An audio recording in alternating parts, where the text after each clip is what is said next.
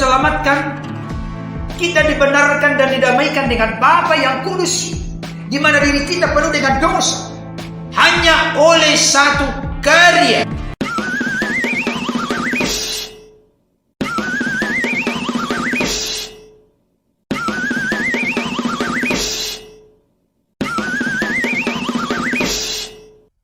Yohanes 14:6, akulah jalan dan kebenaran dan hidup, tidak seorang pun yang datang kepada Bapa tanpa melalui aku. Ini ayat yang paling sering digunakan. Pertanyaan saya untuk semua pendeta atau pastor yang paling botak, paling jenius manapun. Saat Yesus menyampaikan kalimat ini, sabdanya di ayat ini, doktrin ajaran Kristen di Roma 10 ayat 9 sudah ada belum? Saat Yesus menyampaikan Yohanes 14:6, Kristen udah ada belum? Saat Yesus menyampaikan ayat ini, apakah Yesus menghadapi orang Kristen? Apakah Yesus memberikan jaminan kepada murid dalam doktrin kekristenan?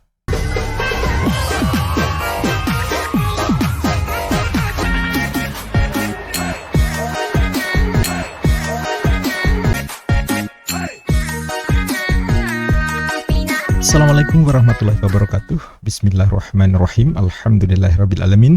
Asyhadu an la ilaha illallah wa asyhadu anna Muhammadar Rasulullah. Sahabat, kali ini saya akan review video seorang pendeta bernama Pendeta Burton yang menjelaskan tentang jaminan keselamatan, kepastian masuk surga bagi manusia versi Kristen tentunya.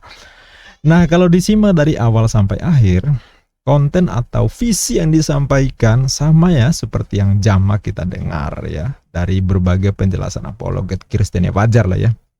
Nah, itu pula yang menjadi dalil mereka mendekati Muslim, ngajak murtad. Nah, karena katanya di Kristen ada jaminan keselamatan masuk surga lah, yaitu syaratnya menerima Yesus sebagai Tuhan dan Juru Selamat. Ya, gitulah singkatnya ya.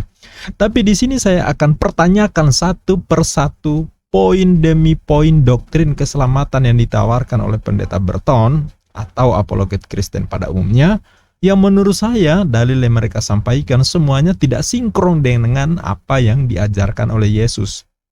Masih di kitab yang sama tentunya, yaitu di Bible. Nah, sekaligus bertentangan dengan fakta sejarah bahkan logika berpikir sehat menurut saya. Ya.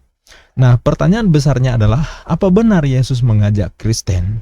Apa benar Yesus menjamin keselamatan bagi Kristen? Ini pertanyaan pokok, pertanyaan penting yang saya ajukan kepada saudara di Kristen. Nah, untuk itu simak dari awal sampai akhir agar tidak gagal paham, dan jangan lupa dukung perkembangan channel ini tentu dengan cara subscribe, like, share, dan aktifkan tanda loncengnya. Oke, mari kita simak poin demi poin pernyataan si Pendeta Burton ini, dan saya akan tanggapi satu persatu agar Anda yang mungkin punya rencana untuk murtad, Anda berikan tanggapan ini ke pendeta atau pastor manapun sebelum Anda memutuskan untuk murtad. Ini dia. Segeralah sadar saudaraku, Yesus satu-satunya jalan ke surga.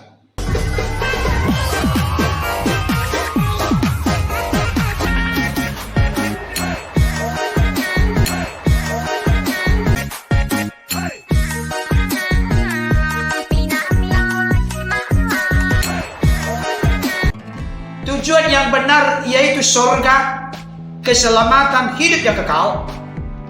Itu bisa kita miliki dan nikmati bukan karena amal saleh, menjalankan syariat, hukum, aturan, atau perbuatan baik. Karena semuanya itu tidak memenuhi kualifikasi atau standar di mata Tuhan. Nah, ini katanya kalau masuk surga bukan karena amal soleh, menjalankan syariat, hukum, aturan, atau perbuatan baik. Katanya tidak memenuhi kualifikasi di mata Tuhan. Nah, kalau dalam Islam kan satu paket, beriman dan beramal soleh. Beriman itu keyakinan yang utuh bahwa Allah satu-satunya ilah yang hak untuk diibadahi, dan mengimani Muhammad Rasulullah sebagai uswatun hasanah. Sedangkan amal soleh itu adalah refleksi dari iman. Artinya orang taat pada aturan Tuhan itu karena percaya bahwa Tuhan itu ada, Tuhan itu yang maha kuasa. Dan itu logis. Nah sekarang kita tanya ke Kristen, kalau misal pendeta atau pastor yang percaya Yesus Tuhan, percaya Yesus mati untuk nebus dosa mereka, tapi pada saat yang sama mereka juga melakukan pelanggaran hukum Tuhan. Mereka berzina, korupsi, membunuh, berdusta. Ya sering terjadi kasus hamil suster, kumpul kebo sama biarawati. Itu masuk surga apa enggak? Pelakunya masuk surga apa enggak?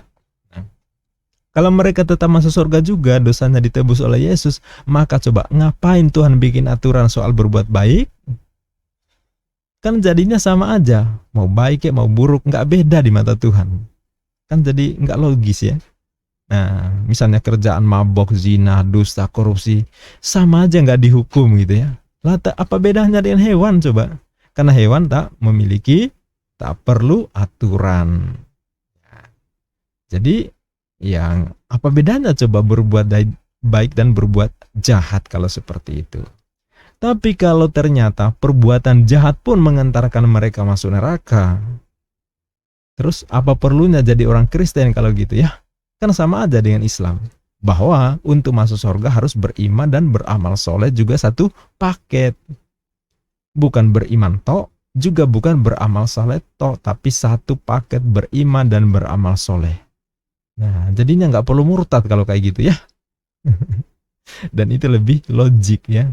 Nah, jadi coba gimana tuh saudaraku di Kristen menjelaskan soal ini. Apa iya modal percaya Yesus Tuhan dan Juru Selamat atas kematiannya menghapus dosa, terus itu aja udah cukup jadi modal masuk surga? Mikir ya. Oke, kita lanjut. Kita ditebus dan diselamatkan. Kita dibenarkan dan didamaikan dengan Bapa yang kudus, di mana diri kita penuh dengan dosa, hanya oleh satu karya.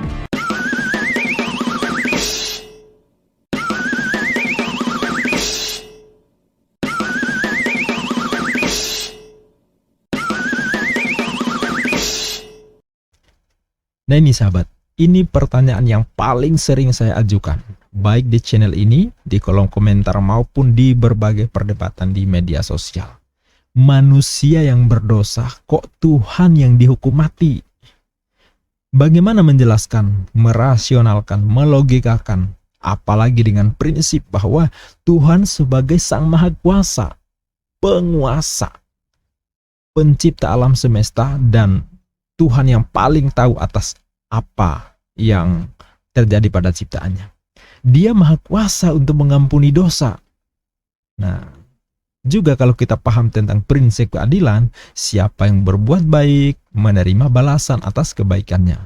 Siapa yang berbuat jahat, mereka juga akan menerima hukuman atas perbuatannya. Balance, dan itu tidak membutuhkan keahlian khusus untuk memahami. Karena itu juga memang aturan Tuhan, wajar ya. Prinsip keadilan ya. Tapi ini kok beda, manusia yang berdosa, kok Tuhan yang harus menanggung hukuman mati?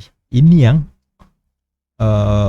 saya nggak bisa merasionalkan itu ya.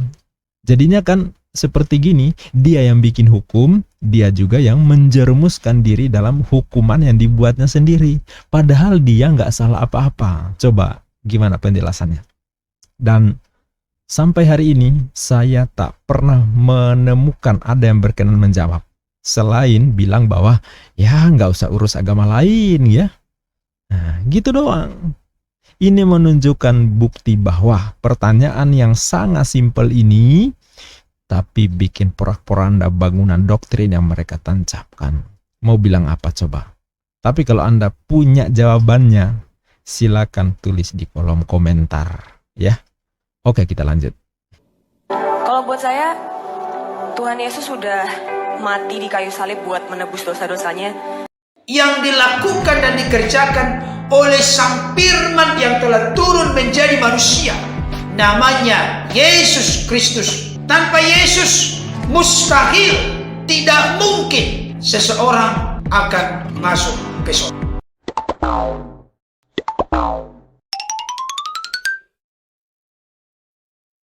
Begitu luar biasa bersemangat berapi-api pendeta Burton bahwa siapapun tidak mungkin atau mustahil bisa ke sorga tanpa melalui Yesus.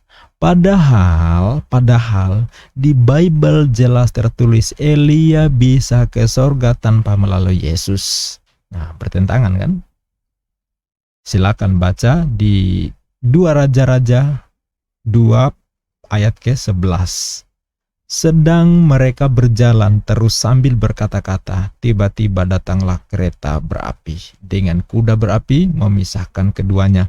Lalu naiklah Elia ke sorga dalam angin badai. Coba, Elia naik ke sorga. Jelas di sini Elia ke sorga tanpa melalui derita dan kematian. Nggak pakai mati dulu, ya, langsung bisa ke sorga. Elia jelas lebih canggih. Kalau Yesus harus mati 3 hari lalu bangkit ngabisin ikan goreng 40 hari kemudian baru naik ke sorga. Sedangkan Elia nggak mengalami itu, langsung bisa ke sorga, set gitu ya, ke sorga tanpa melalui Yesus tentunya. Elia lebih duluan lahir ketimbang Yesus. Jadi kalau dikatakan mustahil orang bisa ke sorga tanpa melalui Yesus, ini secara logik juga bermasalah. Kalau semua harus melalui Yesus, harus percaya Yesus sebagai Tuhan yang inkarnasi dalam rupa manusia untuk mati menebus dosa. Bagaimana nasib manusia dari Adam hingga zaman sebelum Yesus lahir, coba? Gimana nasibnya? Kan mereka nggak mendapatkan pembelajaran Kristen. Termasuk para nabi, kakek moyangnya Yesus, Nabi Abraham, Nabi Ishak, Nabi Yakub, Solomon, Daud, dan lain-lainnya. Gimana nasibnya? Kan mereka nggak pernah melakukan pengajaran tentang Tuhan inkarnasi dalam rupa manusia. Ya, berarti nggak bisa masuk surga juga dong para nabi. Kan mereka nggak pernah mengenal ajaran Kristen. Atau mungkin yang sejaman dengan Paulus, tapi di negeri lain yang tak pernah menerima pengajaran Kristen. Nggak bisa masuk surga juga dong ya. Misalnya di Indonesia, ya, yang daerah-daerah terpencil yang sama sekali tidak pernah mendapatkan pengajaran kekristenan. Mereka tidak tahu Yesus. Masa iya mereka dihukum juga gitu? Enggak adil dong Tuhan kalau kayak gitu ya. Hanya memberikan surga kepada yang menjadikan Yesus sebagai Tuhan. Gimana tuh penjelasannya Pak Pendeta? Gimana menjelaskan tuh barang? Oke, kita lanjut. Kalau buat saya, Tuhan Yesus sudah mati di kayu salib buat menebus dosa-dosanya. Karena Yesus itu turun datang dari surga. Dia adalah pemilik penguasa surga.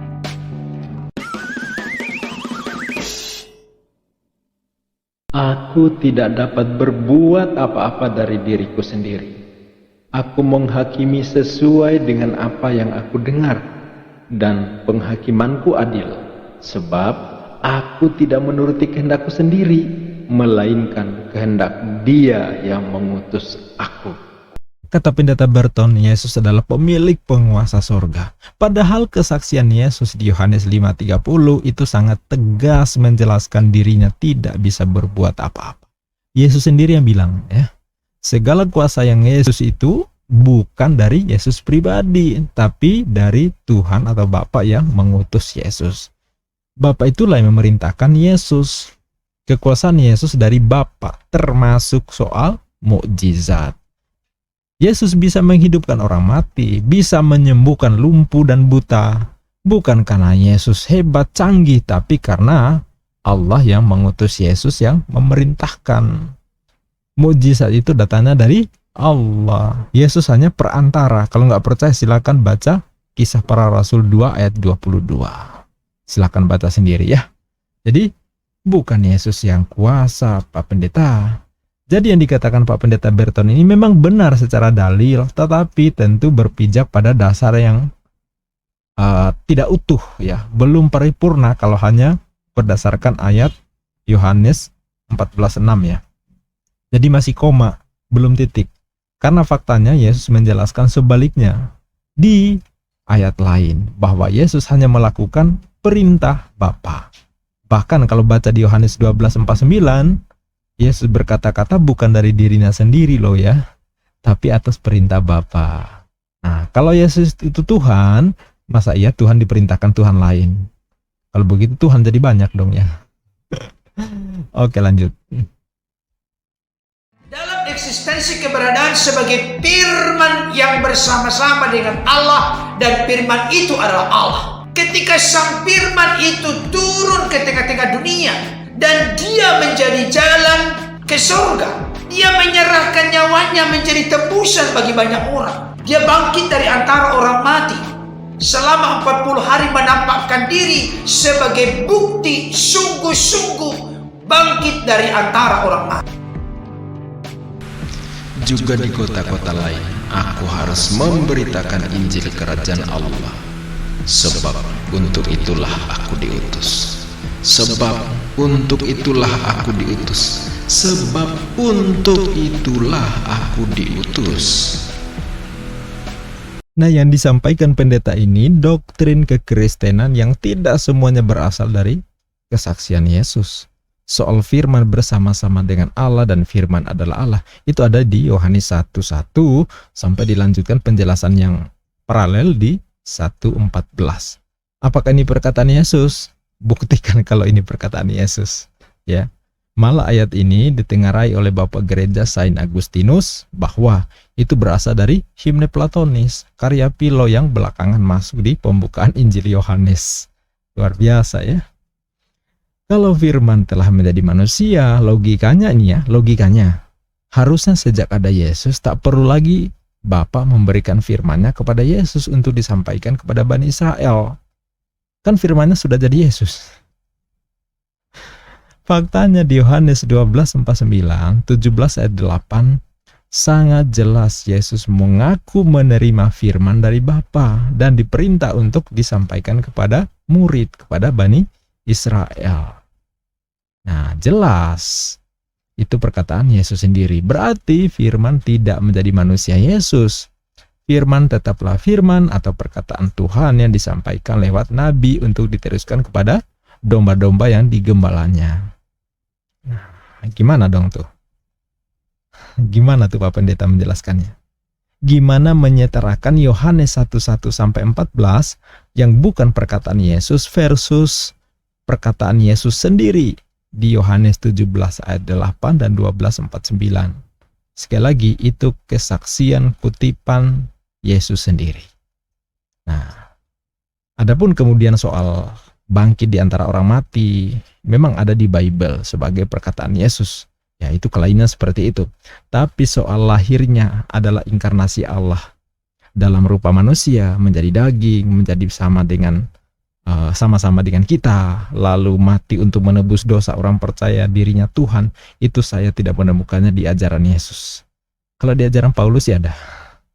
Kalau baca di surat Paulus, Galatia, Efesus, Korintus, Roma dan lain-lainnya ya bertebaran ayat-ayat begitu. Tapi kalau kutipan perkataan Yesus sama sekali nggak saya temukan.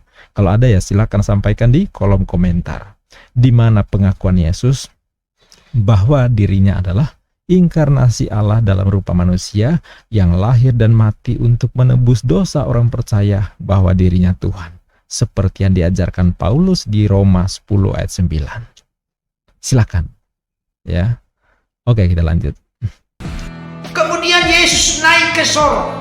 Jadi Yesus yang adalah firman itu datang dari sorga, mati di kayu salib dalam keadaannya sebagai manusia dan telah kembali ke sorga. Sebab segala firman yang engkau sampaikan kepadaku telah kusampaikan kepada mereka, dan mereka telah menerimanya. Mereka tahu benar-benar bahwa aku datang daripadamu, dan mereka percaya bahwa engkaulah yang telah mengutus aku. Maka siapapun yang dijanjikan masuk sorga pasti masuk sorga, sebab Dia yang menjamin dan menggaransi kita hidup bersama dengan Kristus di sorga yang mulia serta kekal.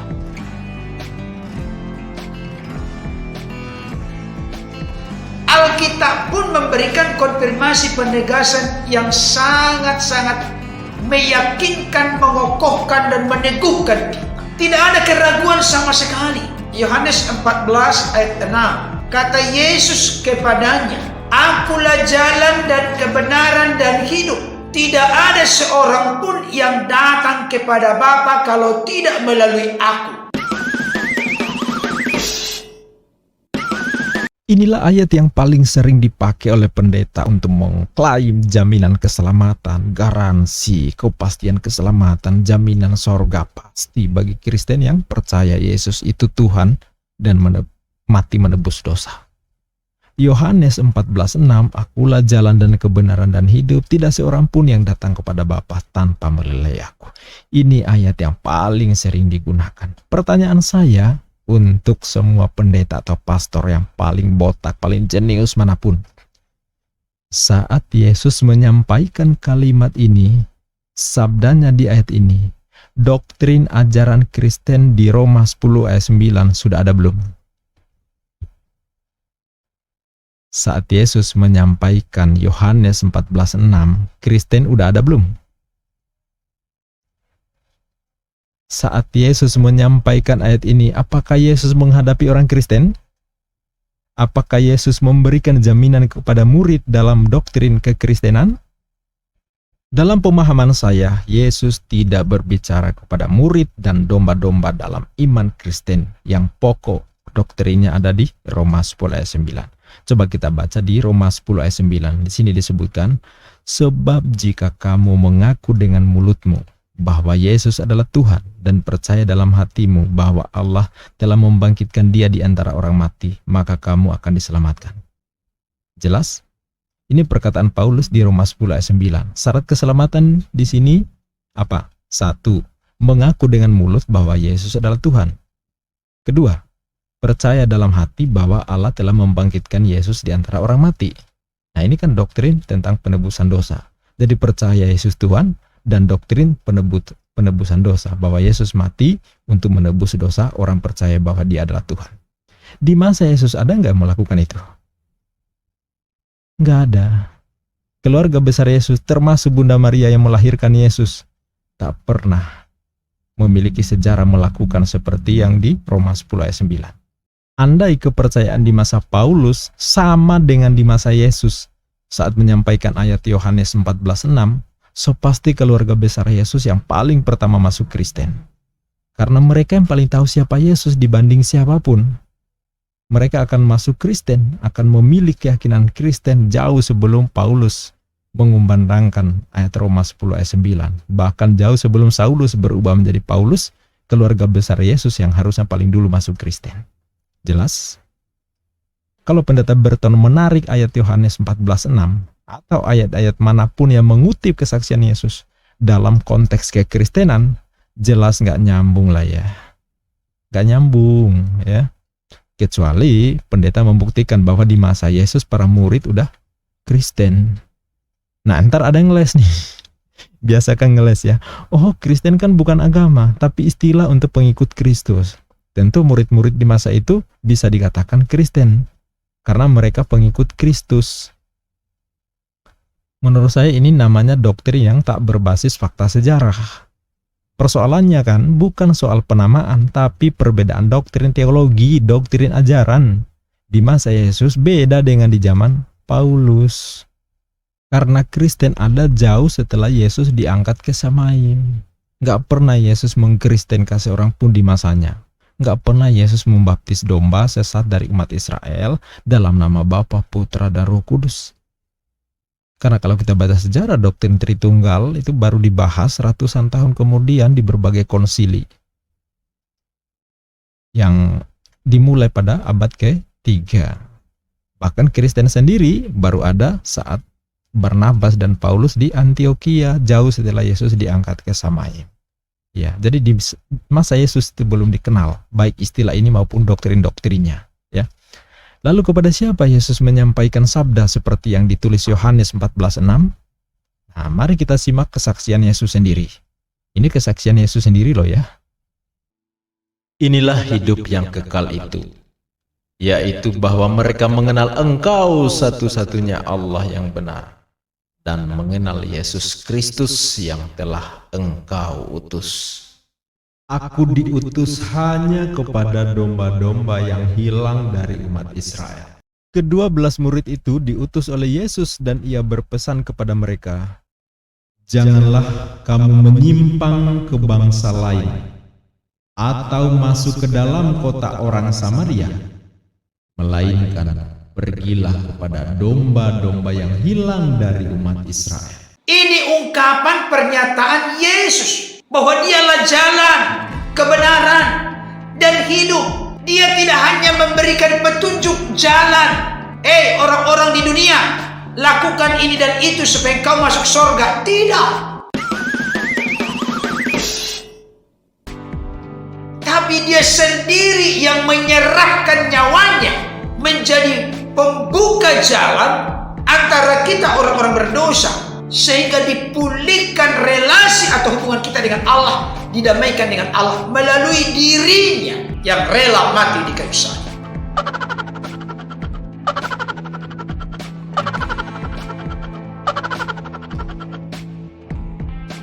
Yesus jelas berkata, tidak ada seorang pun. Tolong kita perhatikan dengan sungguh-sungguh ini pernyataan Yesus. Tidak ada seorang pun, siapapun dia, setinggi apapun pangkat dan jabatannya, sebesar apapun pengaruhnya, dan sebanyak apapun pengikutnya, sehebat, sepopuler apapun pengaruh yang dimilikinya, tidak ada seorang pun yang sampai kepada Bapa atau datang kepada Bapa kalau tidak melalui aku.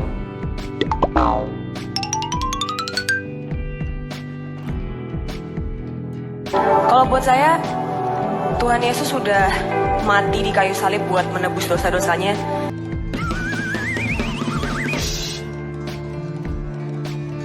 Hanya satu jalan ke surga, tidak ada yang lain. jadi umpama Anda nanya ke saya sebagai muslim, apakah saya percaya bahwa Yesus satu-satunya jalan keselamatan seperti ayat Yohanes 14:6? Kalau memahami konteksnya bahwa itu Yesus sampaikan kepada umat Israel, jelas saya percaya.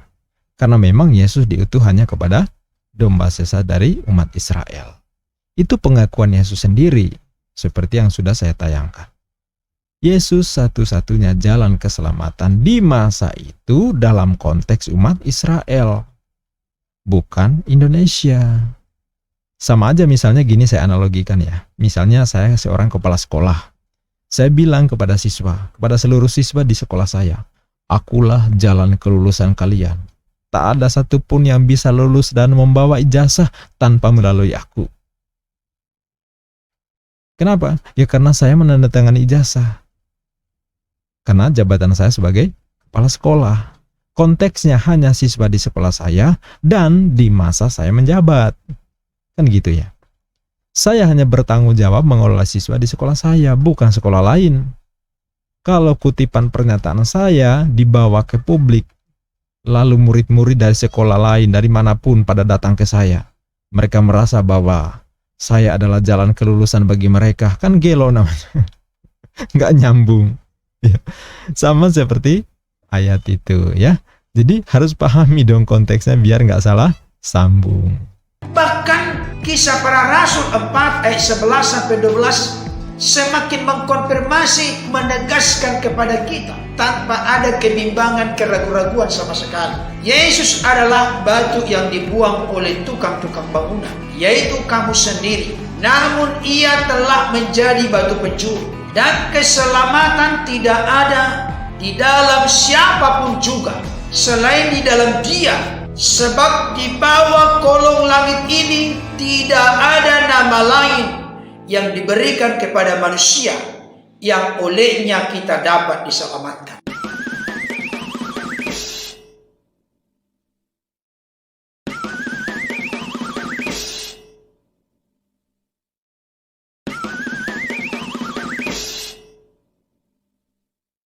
Itu saja sahabat tanggapan saya soal doktrin keselamatan yang diklaim oleh pendeta Berton. Bagi mereka, hanya Kristenlah ada jaminan keselamatan alias masuk surga. Tapi setelah menyimak video ini dari awal sampai akhir, saudaraku muslim masih punya rencana mau murtad? Sebelum murtad, tanyakan poin-poin yang saya ajukan tadi, gunakan akal sehat untuk mencerna jawaban pastor atau pendeta. Pilihan selanjutnya ada di Anda. Sampai jumpa di video berikutnya, semoga memberikan pencerahan. Billahi taufik wal hidayah. Wassalamualaikum warahmatullahi wabarakatuh.